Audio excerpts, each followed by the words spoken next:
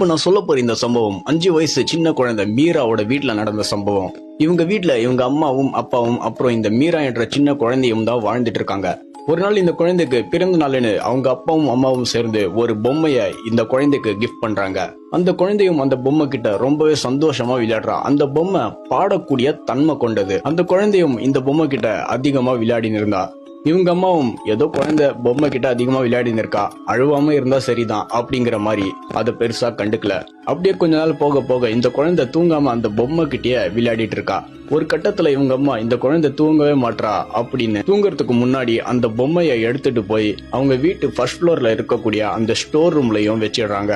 வச்சுட்டு இவங்களும் கிரவுண்ட் ஃப்ளோர்ல தூங்கின்னு இருக்காங்க. கரெக்டா 12 மணி அளவுல திடீர்னு அந்த பொம்மை பாட்டு பாடுற சத்தம் கேக்குது.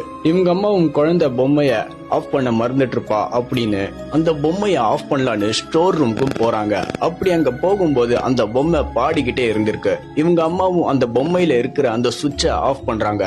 ஆனா அந்த பொம்மை பாடுறத நிப்பாட்டவே இல்ல. சரி, குழந்தை விளையாடி இருக்கும் போது பொம்மைய ஏதாவது உடைச்சிட்டு இருப்பா அப்படின்னு அந்த பொம்மையில இருக்கக்கூடிய அந்த பேட்டரி எடுக்கலான்னு பேட்டரி இருக்கிற அந்த இடத்த ஓபன் பண்றாங்க. அதை ஓபன் பண்ணி பார்த்த இவங்க அம்மாக்கு பயங்கரமான ஷாக். ஏன்னா அந்த இடத்துல பேட்டரியே இல்ல. இவ்வளவு நாளா இவங்க குழந்தை பேட்டரியே இல்லாத ஒரு பொம்மை கிட்டதான் விளையாடிட்டு இருந்திருக்கு.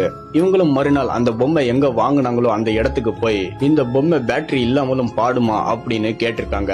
அதுக்கு அந்த ஷாப் ஓனர், இந்த பொம்மை மட்டும் இல்லமா, எந்த பொம்மையா இருந்தாலும் அதுக்கு பேட்டரி போட்டாதான் அது வேலை செய்யும் அப்படிங்கிற மாதிரி சொல்லியிருக்காரு. இவங்களுக்கு நடந்த இந்த விஷயத்த அக்கம் பக்கத்திலயும் சொல்லியிருக்காங்க. அதுக்கு அவங்க என்ன சொல்றாங்கன்னா, 15 வருஷத்துக்கு அப்புறம் நீங்க தான் இந்த வீட்டுக்கு கொடுத்தனம் வந்திருக்கீங்க அப்படிங்கிற மாதிரி சொல்லியிருக்காங்க.